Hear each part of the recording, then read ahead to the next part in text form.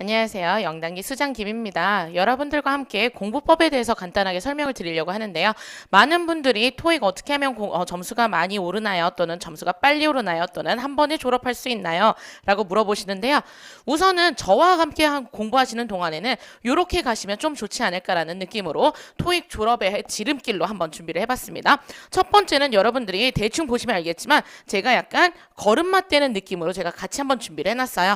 여러분들이 걸음마를 떼기 위해서는 제일 먼저 제자리에 일어날 줄 알아야 되겠죠. 여러분들이 제자리에 일어선다라는 거는 기본적인 근육이 있어야지 일어날 수 있겠죠. 여러분들이 토익을 공부하기 위한 가장 기본은 단어입니다. vocabulary, 그래서 아는 만큼 들리기 때문에 여러분들이 기본 단어 실력만 있더라도 충분히 웬만한 걸 맞출 수 있지만 기본 단어 자체가 잡혀있지 않으면 당연히 흔들릴 수밖에 없다라는 거. 자, 그렇다면 여러분들이 예를 들어서 schedule 이런 단어를 들으셨어요.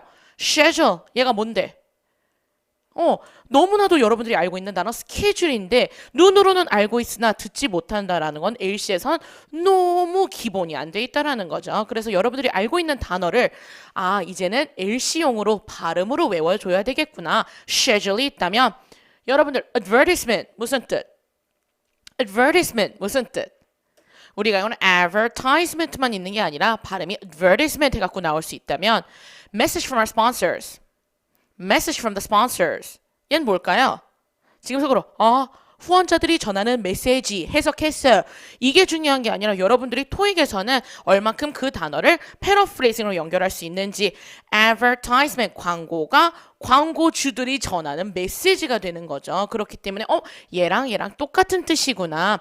결국은 단어만 아는 게 아니라 그 단어의 발음도 알아놓으셔야 되고요. 그 단어의 패러프레이징도 알아주셔야 되기 때문에 어떻게 보면 토익을 공부하는 가장 기본이 됩니다. 요거는 여러분들이 혹시라도 약하신 분들은 제 어휘 강좌랑 같이 병행해서 하시면 좋을 것 같아요. 자, 그렇다면 제자리에 일어났어요. 그 다음으로 해야 될 게 뭘까요?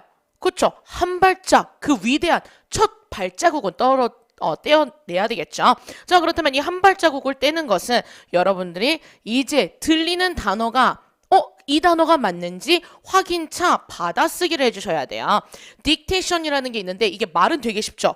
그냥 열심히 쓰면 돼. 이지만 여러분들이 생각하는 끊고 하는 게 아니라 쭉 틀어놓고 중간중간에 다시 틀어서 채워 넣는 느낌이라는 거. 그래서 여러분들이 혹시라도 나 저 단어 스펠링 모르겠어 하더라도 영어 스펠링 안 써도 돼요. 얼만큼 중요한 단어를 먼저 지금 듣고 그 단어를 다른 거 버리고 손이 쓸 수 있는지를 확인하는 과정입니다. 그렇다면 도저히 안 들릴 때만 끊어서 하시면서 여러분들 다른 친구들이 또는 다른 어떻게 보면 경쟁자겠죠? 경쟁자들이 또 어떻게 준비했는지 한번 준비를 해봤어요. 3개의 예제를 준비해드렸는데요. 첫 번째는 요런 식으로 여러분들이 맨 처음에 이 친구는 연필로 썼어요. 그 다음에는 까만색 썼어요. 그 다음에는 파란색으로 썼고요. 그 다음에 맨 마지막에 우리 흔히 빨간 펜 그거 있죠? 그래서 이 친구는 보라색 또는 핑크색 요 정도로 내가 이 단어를 요렇게 뒤치라고 들렸던 단어가 사실은 이런 단어였던 거구나. 요런 식으로 이제 외워주시는 거예요. 한꺼번에 한 색깔로 완벽하게 쓰지 않았다라는 거죠. 파트 1도 이렇게 할 수 있고요. 파트 2도 이런 식으로 할 수 있습니다. 가장 중요한 애들 듣고 있는지 확인하시면서 내가 쓴 단어만으로도 정답으로 연결이 되는구나를 느끼시는 게 사실 제일 기분이 좋겠죠. 자, 이렇게만 하느냐? 아니에요. 파트 3와 파트 4도 마찬가지입니다. 조금 더 어려워져요. 그렇기 때문에 여러분들이 열심히 들면서 요 밑에 거 봐볼게요. 연필로 먼저 썼죠. Welcome, all of you, and thank you. 다 알듯이 이달말 옮김. 막 섞였죠. 영어도 쓰여있고 한국말로 해석도 해놨고 결국은 여러분들이 모두 영어로 써야 된다라는 게 아니라는 겁니다. 결국은 얼만큼 중요하게 듣고 듣자마자 해석됐어. 그러면 해석 쓰시면 돼요. 그러면서 본인이 나중에 이렇게 보면 내가 저 단어 쓰는 것보다는 딴 거 쓰는 게 더 중요했을 텐데 라고 본인이 파악을 할 수가 있거든요. 그러면 여러분들이 이걸 시험장에서 할 것 같아요? 안 해요. 시험장에서 저도 이거 하라고 하지 않아요. 그렇지만 여러분들이 복습하는 동안에는 내가 이렇게 내가 들은 단어가 이 단어가 맞나 봐. 내가 중요한 단어를 먼저 들은 거 맞구나 라는 확인차 받아쓰기, 딕테이션을 꼭 해주시고요. 그 다음 과정이 여러분들이 이제 한 발짝 떼었으니까 조금씩 다리를 옮기면서 step by step 하고 옮겨야 되겠죠? 자, 그렇다면 얘는 쉐도잉이에요. 맨 처음에 그 한 발짝 떨어진 거는 내가 들은 단어가 맞구나 확인하는 거지만 내가 들은 단어가 아닐 수도 있잖아. 그러면 그때는 어떻게 해야 돼요? 쉐도잉을 해주셔야 되는데요. 여러분들이 생각하는 쉐도잉은 물론 따라 읽는 거 맞아요. 그렇지만 listen and repeat가 아니라 음원과 동일하게 가는 겁니다. 그게 뭐야? 자, 해석이 안 되는 문장일 경우에는 특히나 더 미리 한번 쭉 읽어 놓으시고 직청직해를 위한 가장 중요한 포인트이기 때문에 이걸 한번 같이 가보도록 할게요.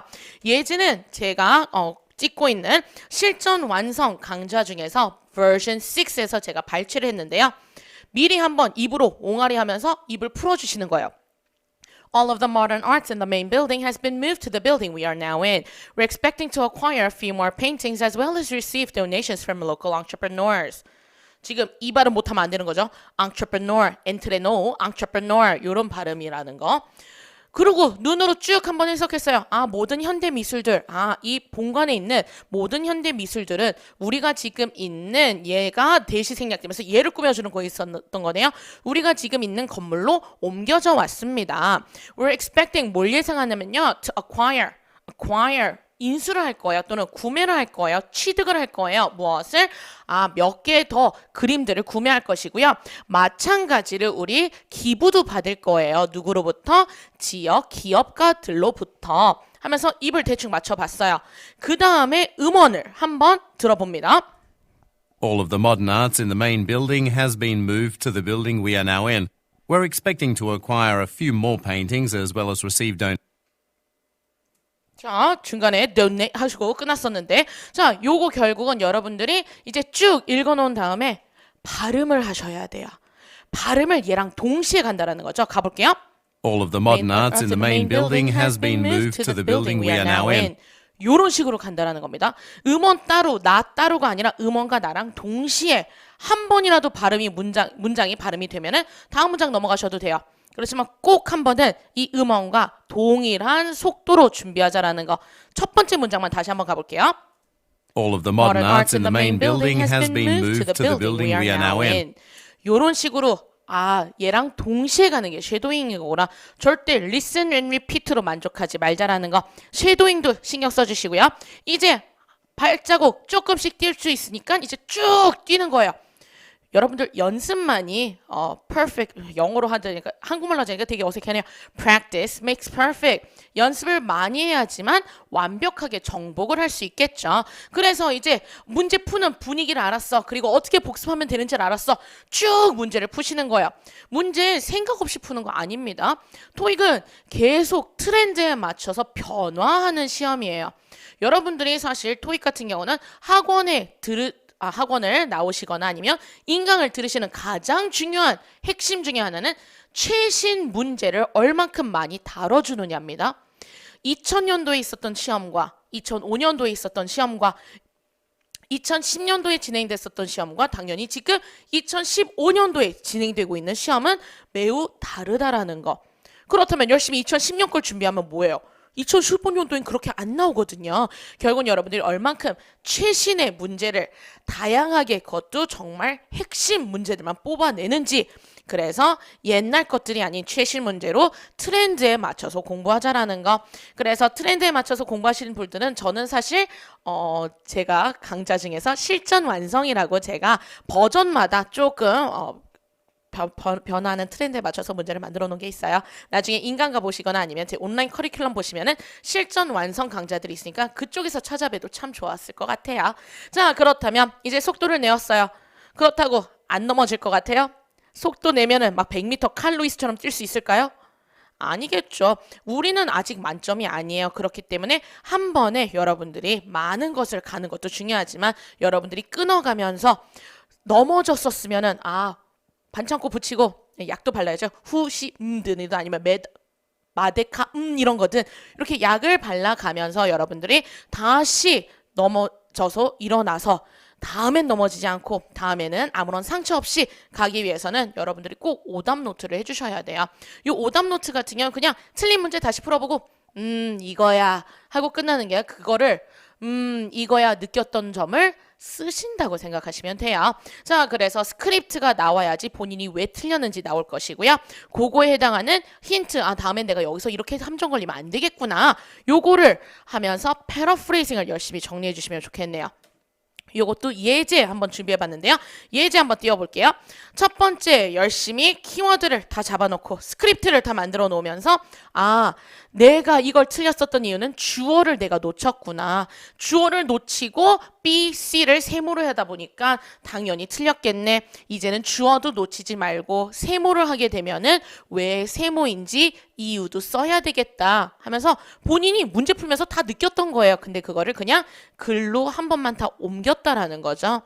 그리고 나서 여기도 텍스를 택시로 들었대. 그래서 유사 발음을 골랐대.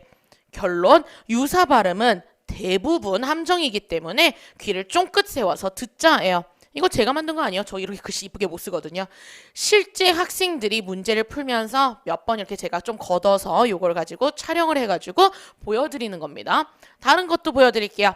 자, 이 친구 같은 경우는 글씨가 비슷해 보일 수 있겠지만 전혀 다른 학생. 이 친구는 맞장구 쳐주는 거 결국은 내가 맞장구 쳐주는 걸 약하구나. 그것만 따로 정리를 했다라는 거예요. 본인이 어디에 약한지. 그래서 다음에는 내가 이런데 힌트를 잡아야 되겠구나. 맞아 하는 맞장구는 일반적으로 참 정답으로 많이 나오는구나. 맞장구를 쳐주는 게 What a great idea. That's a good idea. Sure 하면서 I need to buy some new clothes. 이런 식으로 응용될 수 있겠구나 잡아놓으셨고요. Part 3나 Part 4도 마찬가지로 복습하시는 겁니다. 문제점이 맨 앞 문제가 단순히 주제라고 생각을 했대요. 우리가 일반적으로 59, 60, 61번에서는 59가 일반적으로 주제 묻거나 아니면 목적을 묻다 보니까 본인은 당연히 그렇게 생각을 했대. 근데 그게 아니었던 거죠. what가 아니라 why였었던 거네. 결국은 문제와 보기 중에서 해석을 정확하게 하지 못했구나. 내가 너무나도 생각 없이 문제를 훅 지나가면 안 되겠구나. 본인의 약점을 잡아낼 수 있다라는 거죠. 그리고 paraphrasing, employee payroll for month 뭐 이런 게 business event, conference가 그래서 미팅이나 business event로 연결이 되는 거구나. 이런 식으로 paraphrasing도 같이 정리하시면 된다라는 거. 여러분들이 오답 노트를 만드는 이유는 시험 보기 전에 모든 문제를 갑자기 다 기억이 날 리가 없어요. 그렇다면 내가 틀렸었던 문제 중에서 이런 것만이라도 다시 되뇌어야 되겠구나 라고 생각해 주시면서 본인의 오답 노트를 만들어 주시면 좋겠네요. 그래서 여러분들이 단어를 아시고 그 다음에 그 단어를 열심히 받아 쓰시면서 따라 읽으면서 문장 직청직해 연습을 하시고 문제 다양하게 풀면서 거기에 해당하는 오답 노트를 정리를 해주시면은 여러분들의 토익은 분명히 빨리, 그것도 정말 빠른 시일 내에 졸업을 하실 거라고 믿으면서 여러분들과 같이 나아갈 수 있도록 옆에서 많이 또 코칭해드리도록 하겠습니다. 인강으로 또는 현강으로 여러분들 찾아뵙길 기대하면서 이상 수잔 김이었습니다. 감사합니다.